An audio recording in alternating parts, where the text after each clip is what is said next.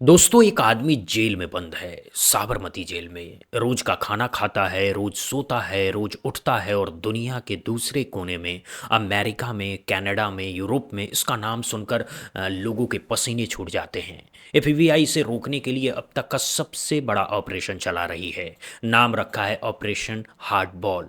नाम सुनकर लगता है कि कोई क्रिकेट टूर्नामेंट चल रहा है, लेकिन ये खेल थोड़ा अलग है। यहाँ बॉल नहीं, गोलियां चलती है। यहाँ रन नहीं, धंधा चलता है। और इस खेल के कप्तान का नाम है लॉरेंस बिश्नोई। वही लॉरेंस जो भारत की एक जेल में बंद है, लेकिन जिसका नेटवर्क तीन तीन महाद्वीपों पर फैला हुआ है। आज हम बात करेंगे दो बड़ी खबरों की। पहली, अमेरिका ने लॉरेंस बिश्नोई गैंग के खिलाफ 24 लोगों को गिरफ्तार करके अब तक का सबसे बड़ा जाल बिछाया है, और इसमें हरदीप सिंह निज्जर की हत्या का सीधा नाम आया है। दूसरी, अरुणाचल प्रदेश में चीनी सेना के भारत की सीमा में 60 किलोमीटर अंदर घुसने के दावे पर विवाद खड़ा हो गया है। सरकार एक तरफ इसे फेक बता रही है, और दूसरी तरफ खुद अरुणाचल की आदिवासी बिरादरी एक लीक हुई चिट्ठी में 5 जगहों के नाम गिनवा रही है जहां चीन बैठा है।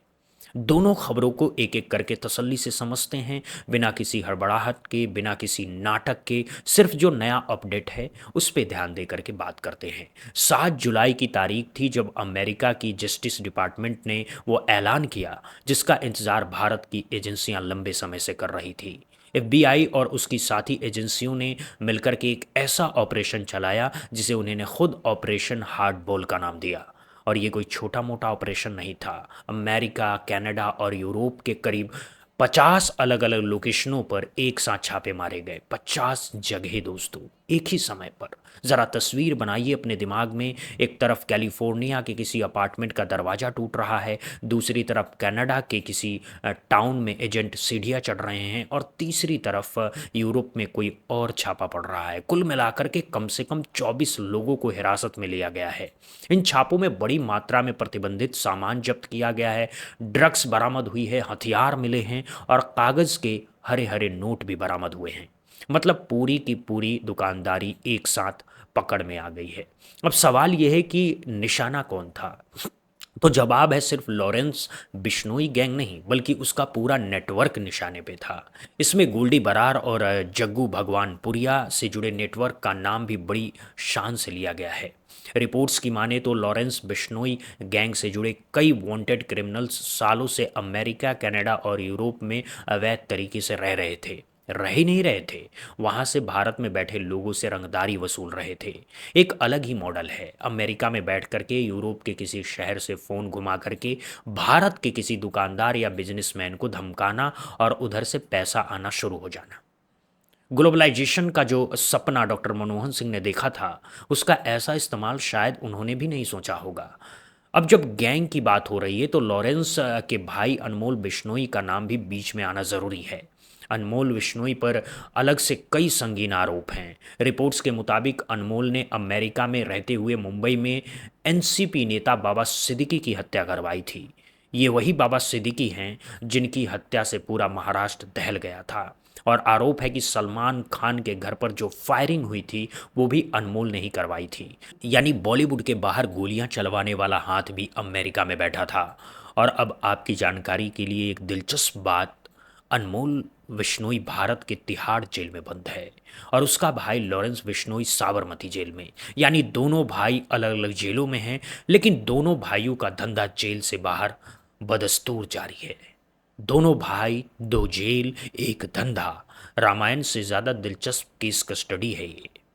एफबीआई ने इस पूरे मामले में जो सबसे बड़ा बम फोड़ा है वह है खालिस्तान समर्थक हरदीप सिंह निज्जर की हत्या का सीधा आरोप लॉरेंस बिश्नोई और गोल्डी बरार पर। और यहाँ से मामला अंतर्राष्ट्रीय स्तर पर और गंभीर हो जाता है। अमेरिकी अधिकारियों के मुताबिक लॉरेंस बिश्नोई ने भारत की जेल में रहते हुए कथित तौर पर तस्करी से पहुंचाए गए मोबाइल फ़ोन के जरिए इस हत्या की प्लानिंग की थी। एक बार फिर से पढ़िए इस लाइन को। भारत की जेल में बैठा एक कैदी, तस्करी से पहुंचाया गया मोबाइल फ़ोन, और उस फ़ोन के ज़रिए कनाडा में एक हत्या की प्लानिंग। भारतीय जेल व्यवस्था का ये चेहरा है जिसे हम बरसों से देखते आ रहे हैं। मोबाइल के अंदर घुसने का जितना जुगाड़ भारत की जेलों में होता है, उतना शायद ट्रांसजेंडर एक्ट के लागू होने में भी नहीं हुआ। जांच एजेंसियों का दावा है कि लॉरेंस ने निज्जर की तस्वीर और उसके कई ठिकानों की जानकारी अपने साथियों तक पहुंचाई। मतलब जेल में बैठ करके कोई इंटेलिजेंस ऑपरेशन चला रहा था। और इस पूरे ऑपरेशन को ज़मीन पर उतारने का काम कौन कर रहा था? गोल्डी बरार। गोल्डी बरार अमेरिका में बैठकर इस पूरे ऑपरेशन को संभाल रहा था। यानी कमांड सेंटर भारत की एक जेल में और फील्ड ऑफिस अमेरिका में। दिखने में कोई मल्टीनेशनल कंपनी लगती है ना। अब थोड़ा बैकग्राउंड याद कर लीजिए। हरदीप सिंह निज्जर की हत्या का मामला 18 जून 2023 का है। कनाडा के सरे शहर में एक गुरुद्वारे के बाहर निज्जर को गोली मार करके मौत की नींद सुला दिया गया था। निज्जर मूल रूप से पंजाब के जालंधर का रहने वाला था और साल 1995 में कनाडा चला गया था। खालिस्तान का समर्थक था। उसकी हत्या के बाद कनाडा और भारत के बीच जो कूटनीतिक तनाव पैदा हुआ वो शायद पिछले कई दशकों में सबसे गंभीर था। तत्कालीन कनाडा के प्रधानमंत्री जस्टिन ट्रूडो ने उस समय भारतीय सरकारी एजेंट्स पर सीधे सीधे बहुत सारे गंभीर आरोप लगा दिए थे। भारत ने इन सारे आरोपों को पूरी तरह से खारिज कर दिया था, यानी कि ठुकरा दिया था, हवा में उड़ा दिया था। और अब जो सबसे दिलचस्प बात है वो ये है कि अमेरिका की जो नई चार्जशीट सामने आई है उसमें भारत सरकार की किसी भी भूमिका का जिक्र तक नहीं है। मतलब जिस बात पर ट्रूडो साहब ने पूरी दुनिया में हल्ला मचाया था, अमेरिकी जांच एजेंसियों को उसमें ऐसा कुछ नहीं मिला जो भारत सरकार को इसमें फंसाता। अमेरिकी अधिकारियों ने केवल और केवल लॉरेंस बिश्नोई, गोल्डी बरार और उनके नेटवर्क को इस पूरे मामले में आरोपी बताया है। मतलब कहानी सीधी है। एक अपराधी गैंग अंतर्राष्ट्रीय स्तर पर फैला हुआ और उसने ये काम अंजाम दिया। इस चार्जशीट में करीब 37 लोगों पर आरोप लगाए गए हैं और आरोप कोई हल्के फुल्के नहीं हैं। हत्या, वसूली, ड्रग्स की तस्करी, अपहरण, फायरिंग, अपराध की जितनी कैटेगरी हो सकती है लगभग सारी इस चार्जशीट में मौजूद है। इनमें से 24 आरोपियों को अब तक गिरफ्तार किया जा चुका है या तो पहले से ही वो हिरासत में हैं। यूएस डिपार्टमेंट ऑफ जस्टिस ने जो बयान जारी किया है उसमें बरामदगी की एक ऐसी लिस्ट है जो पढ़ते ही आंखें खुली की खुली रह जाएगी। ऑपरेशन हार्ड बॉल के तहत एफबीआई ने करीब 1000 किलो कोकीन बरामद की। जी हाँ, 1000 किलो, यानी 1 टन। 1 टन कोकीन, ये कोई मामूली आंकड़ा नहीं है दोस्तों। इतनी कोकीन से पूरे के पूरे शहरों को हिलाया जा सकता है। इसके अलावा 1 किलो हेरोइन, 12 हथियार और कैश भी बरामद हुआ है। ये तो वो है जो अभी तक हाथ लगा है। अमेरिका की कई जगहों पर अभी भी ऑपरेशन जारी है। मतलब असली आंकड़ा इससे कहीं बड़ा हो सकता है। 7 जुलाई को जो आधिकारिक बयान आया उसमें कहा गया कि अमेरिका, कनाडा और यूरोप की जांच एजेंसियों ने भारत से जुड़े 3 अंतर्राष्ट्रीय गैंगस्टर के 24 आरोपियों को गिरफ्तार किया है। इनमें से 11 आरोपी अकेले कैलिफोर्निया से पकड़े गए हैं। कैलिफोर्निया वो राज्य है जो सिलिकॉन वैली के लिए मशहूर है, फिल्मों के लिए मशहूर है और अब लॉरेंस बिश्नोई गैंग के अड्डों के लिए भी शायद जाना जाने लगा है। इन लोगों पर कई गंभीर आरोप हैं जिनमें साल 2023 में कनाडा के एक प्रमुख राजनीतिक और धार्मिक नेता हरदीप सिंह निज्जर की हत्या की साजिश भी शामिल है। कनाडा की जांच एजेंसी की भी अपनी अलग नज़र है। उनकी नज़र 3 बड़े नामों पर टिकी है: लॉरेंस बिश्नोई, रविंद्र ढांडा और जग्गू भगवानपुरिया। मतलब कनाडा भी अपनी तरफ से पूरी तैयारी कर चुकी है।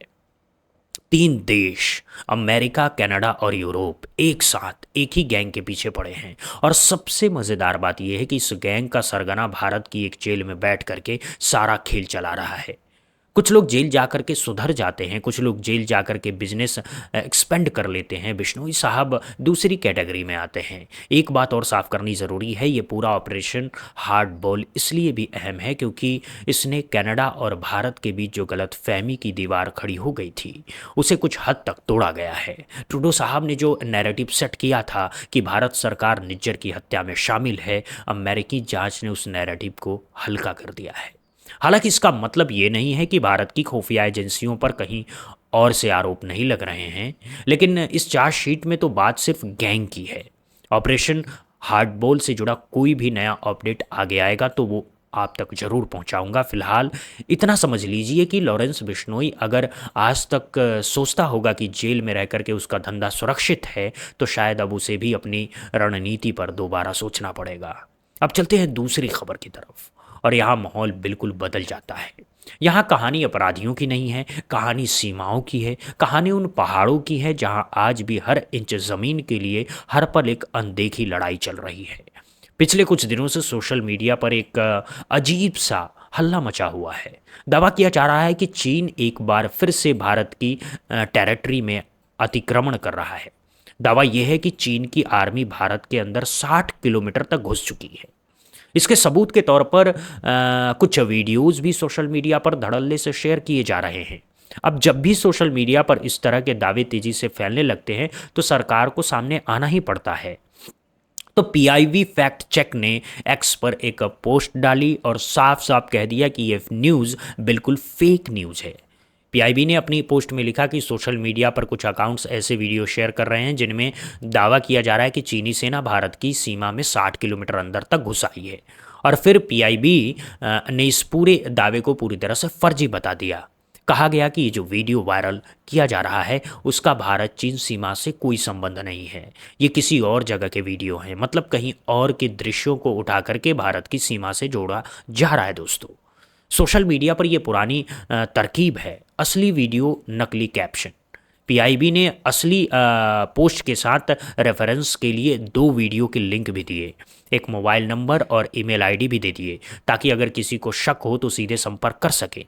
यहाँ तक तो सब ठीक है, सरकार ने अपना काम कर दिया, फेक न्यूज़ को फेक बता दिया। लेकिन अब आप सोच रहे होंगे कि बस कहानी खत्म, सोशल मीडिया पर वीडियोस आए, सरकार ने खारिज किया, बात खत्म हो गई। लेकिन जनाब ठहरिए, बल्कि असली मामला अब शुरू होता है। और असली मामला किसी सोशल मीडिया अकाउंट का नहीं है, किसी विपक्षी नेता का भी नहीं है। असली मामला है खुद अरुणाचल प्रदेश की एक ट्राइबल कम्युनिटी का। द हिंदू अखबार की एक रिपोर्ट के मुताबिक अरुणाचल की एक आदिवासी बिरादरी ने 26 जून को नाह वेलफेयर सोसाइटी के तहत एक चिट्ठी लिखी, और इस चिट्ठी में जो लिखा है वो सरकारी बयान से बिल्कुल अलग तस्वीर पेश करता है।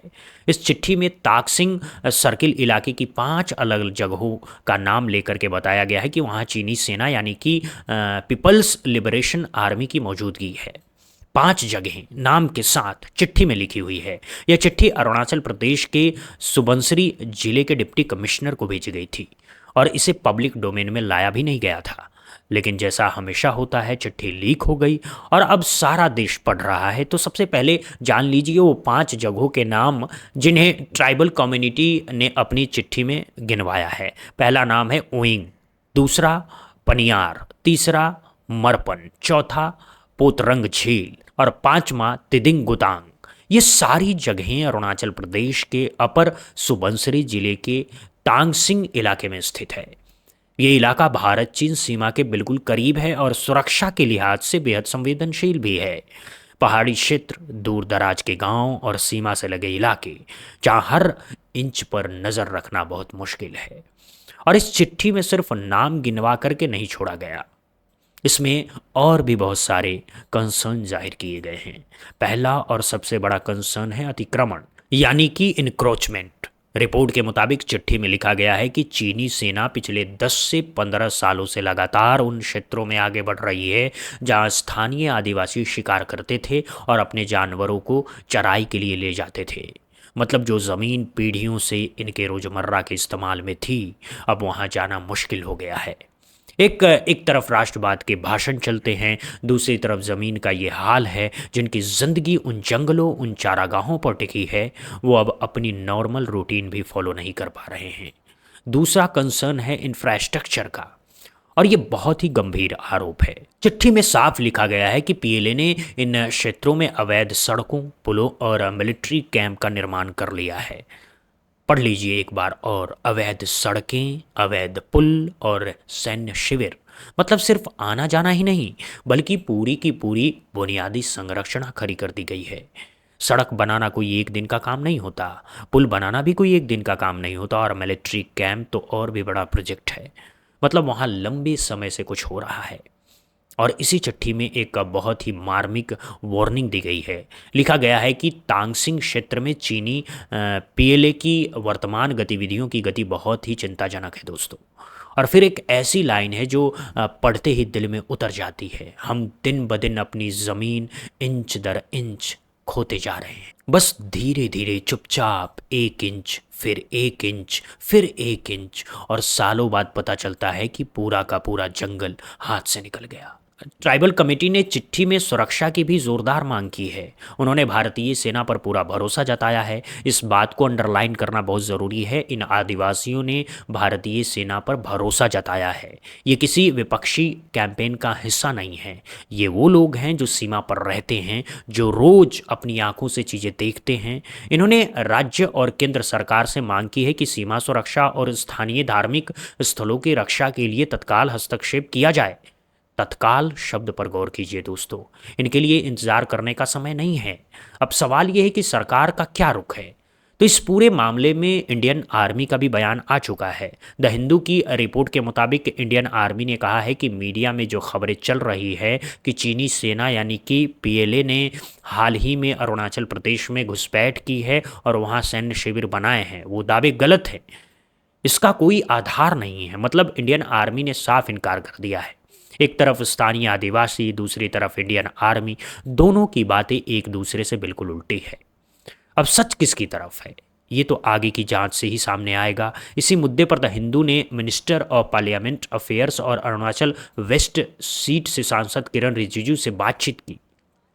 किरण रिजिजू ने जो कहा वो थोड़ा दिलचस्प है। उन्होंने माना कि भारत ने सीमा क्षेत्रों में विकास कार्य देर से शुरू किए हैं, यानी अपनी सरकार की कमजोरी भी स्वीकार कर ली है उन्होंने। लेकिन साथ ही उन्होंने जोर दिया कि अब वहाँ सड़कें और अन्य ज़रूरी सुविधाएं तेज़ी से बनाई जा रही हैं। रिजिजू साहब ने ये भी बताया कि ताक गांव पहली बार 2019 में सड़क से जुड़ा था, यानी 2019 से पहले वहां सड़क तक नहीं थी। सोचिए 2019, मतलब जब पूरी दुनिया चांद पर तिरंगा गाड़ने का सपना देख रही थी, तब हमारे अपने एक गांव में पहली बार सड़क पहुंची थी। रिजिजू का कहना है कि भले ही शुरुआत देर से हुई हो, लेकिन अब सीमा वाले इलाकों में सड़कें और अन्य बुनियादी ढांचा तेजी से बनाया जा रहा है। हम अब तेजी से आगे बढ़ रहे हैं, बात सही भी है। लेकिन जब आप देर से शुरुआत करते हैं तो सामने वाला उतने ही समय में कहीं ज़्यादा आगे निकल जाता है, और यहीं पर पूरी बहस है। इसी मामले में अरुणाचल प्रदेश के होम मिनिस्टर मामा नटुंग का भी बयान आया है। इंडियन एक्सप्रेस से बातचीत में मामा नटुंग ने कहा है कि फिलहाल ये सिर्फ दावे हैं। जिला प्रशासन, जनप्रतिनिधियों, स्थानीय लोगों और पंचायत समितियों की जांच रिपोर्ट का इंतजार किया जा रहा है। लेकिन उन्होंने एक बड़ी बात भी कही। कहा कि अगर वास्तव में घुसपैठ हुआ है तो ये बहुत ही गंभीर और गलत बात होगी, और उन्होंने वादा किया है कि हम एक कमेटी बनाएंगे जो पता लगाएगी कि वहाँ क्या हो रहा है। मतलब राज्य के गृह मंत्री ने ये पूरी तरह से नकारा नहीं है इंडियन आर्मी की तरह। उन्होंने कहा है कि पहले जांच होने दो फिर कुछ बोलोगे। ये तरीका थोड़ा ज़्यादा भरोसेमंद लगता है, क्योंकि खारिज करने से पहले जांच तो होनी ही चाहिए। इस पूरी कहानी में कुछ बड़े गैप्स भी हैं जिन्हें बताना बहुत ज़रूरी है। नाह वेलफेयर सोसाइटी के प्रेसिडेंट कीरू चदर, जिन्होंने ये चिट्ठी लिखी है, उनका कोई सार्वजनिक बयान अभी तक नहीं आया है कि अथॉरिटीज़ से उनकी बातचीत हुई या नहीं। अगर हुई तो क्या रिस्पॉन्स रहा। यानी चिट्ठी लीक हो गई, लेकिन चिट्ठी लिखने वाले चुप हैं। हो सकता है दबाव हो सकता है कोई कारण हो, लेकिन उनकी चुप्पी अपने आप में एक कहानी कह रही है। इसके अलावा इस पूरे मामले में भारत के विदेश मंत्रालय की तरफ से भी कोई ऑफिशियल स्टेटमेंट अभी तक नहीं आया है। अब बात चीन की हो, अरुणाचल की हो, जब बात चीन की हो, अरुणाचल की हो और अंतर्राष्ट्रीय सीमा की हो, तो विदेश मंत्रालय का बयान बहुत मायने रखता है। लेकिन विदेश मंत्रालय अभी तक चुप है। शायद कूटनीति कारण है, शायद अंदरूनी बातचीत चल रही है, लेकिन आम आदमी के लिए इस चुप्पी का मतलब निकालना बहुत मुश्किल हो जाता है। तो अब कहानी कहाँ खड़ी है, इसे एक बार समझ लीजिए। एक तरफ सरकार का पीआईबी है जो सोशल मीडिया से 60 किलोमीटर वाले दावे को फेक बता रही है। दूसरी तरफ अरुणाचल की स्थानीय आदिवासी बिरादरी है जो 5 जगहों का नाम गिनवा करके कह रही है कि चीन बैठा हुआ है। तीसरी तरफ इंडियन आर्मी है जो कहती है कि सारे दावे गलत हैं। चौथी तरफ राज्य के गृह मंत्री हैं जो कह रहे हैं कि पहले जांच होने दीजिए। और पांचवी तरफ केंद्रीय मंत्री हैं जो मान रहे हैं कि हाँ, विकास कार्य देर से शुरू हुआ है। ये 5 अलग अलग सुर हैं और आम आदमी को इन पांचों के बीच से सच निकालना है। बहुत मुश्किल काम है। लेकिन एक बात तय है, जब स्थानीय लोग जो पीढ़ियों से उस ज़मीन पर रह रहे हैं वो एक चिट्ठी लिख करके कहते हैं कि हमारी ज़मीन इंच दर इंच जा रही है, तो उनकी बात को हल्के में नहीं लिया जा सकता है। ये लोग किसी पार्टी के प्रवक्ता नहीं हैं, किसी चैनल के पैनलिस्ट नहीं हैं। ये वो लोग हैं जिनकी रोजी रोटी उन जंगलों और चारागाहों पर टिकी है, जिनके पूर्वजों की कब्र उन पहाड़ों में है। इनकी बात सुनी जानी चाहिए, इनकी चिंता पर जांच होनी चाहिए। तो आज की दो बड़ी खबरें ये रही, एक जहां भारत की जेल में बैठा एक गैंगस्टर अमेरिका, कनाडा और यूरोप में हड़कंप मचा करके बैठा है, और अमेरिका ने ऑपरेशन हार्ड बॉल के तहत उसके नेटवर्क पर सबसे बड़ी कार्रवाई की है। और दूसरी जहां अरुणाचल की एक चिट्ठी ने सरकार के इनकार के बावजूद ये सवाल खड़ा कर दिया है कि क्या वाकई हमारी ज़मीन इंच दर इंच खिसकती जा रही है। दोनों खबरें अलग अलग हैं, लेकिन दोनों में एक बात कॉमन है। दोनों में सरकार का एक पक्ष है जो कुछ कह रहा है, और ज़मीनी हकीकत का दूसरा पक्ष है जो कुछ और कह रहा है। सच शायद इन्हीं दोनों के बीच में कहीं छुपा हुआ है। ऑपरेशन हार्डबॉल का असर लॉरेंस बिश्नोई नेटवर्क पर क्या पड़ेगा, अनमोल बिश्नोई का क्या होगा, गोल्डी बरार अगली बार कहाँ छिपेगा, ये सारे सवाल आने वाले हफ्तों में जवाब मांगेंगे। उधर अरुणाचल में जो कमेटी बनाने की बात हो रही है, अगर वो सचमुच बनी तो उसकी रिपोर्ट क्या कहेगी, केरू चदर कब सामने आएंगे, विदेश मंत्रालय कब चुप्पी तोड़ेगी, ये सभी सवाल हवा में तैर रहे हैं। इन दोनों खबरों में जो भी बड़ा अपडेट आएगा वो आप तक ज़रूर पहुंचाया जाएगा। तब तक के लिए इस रिपोर्ट में इतना ही। शुक्रिया। जय हिंद, जय भारत, वंदे मातरम दोस्तों।